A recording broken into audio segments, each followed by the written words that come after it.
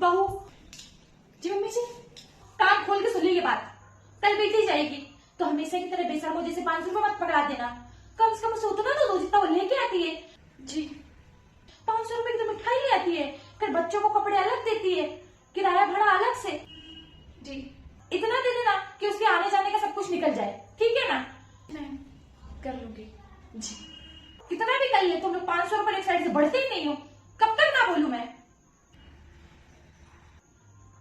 सोच समझ के देना इस बार। जी बुद्धि लगाती नहीं है अपनी।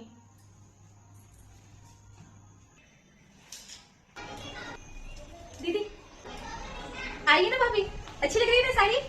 ये लीजिए 2000 रुपए आपके और बच्चों की विदाई। चलिए ज्यादा पैसे आ गए क्या भाभी? हर बार तो 500 रुपए देती थी, फिर इस बार 2000 क्यों? नहीं दीदी सही तो है। 500 रुपए की मिठाई, 500 रुपए का आपका आने जाने का किराया और 500 आपके और 500 रुपए बच्चे के। और साड़ी तो आपने रख ली है ना? हाँ तो ये कौन सी बात हुई? वापस लो आप।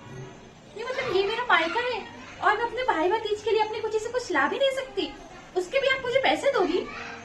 हद है भाभी, आपकी ऐसी सोच है मुझे पता नहीं था। नहीं दीदी रख लीजिए आप। और सबसे बड़ी बात, भाई की अभी नौकरी गई है ना, और आप ऐसे पैसे भर रही हो। रख लेने बेटी, दे रही है तो पहली बार तो पैसे दे रही है बोलने के बाद। अच्छा मतलब आपने भाभी से कहा है, मतलब आप ये चाहती हैं कि भाई भाभी अब मुझे बुलाना भी बंद कर दें?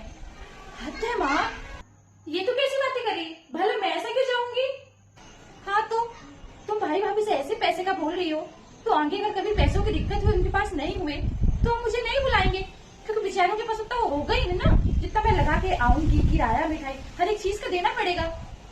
प्रेम से बुलाते हैं तो प्रेम को ही रहने दो। और तुम हम दोनों के बीच में बोलती क्यों? नहीं ऐसी बात नहीं है दीदी, वो तो देना ही है आपको। क्यों नहीं बुलाएंगे? आप ऐसा क्या सोच रही हैं? भाभी ये लो, नहीं चाहिए मुझे, और मैं आपको नहीं अपने भतीजों को दे रही हूँ। ये लो पकड़ो।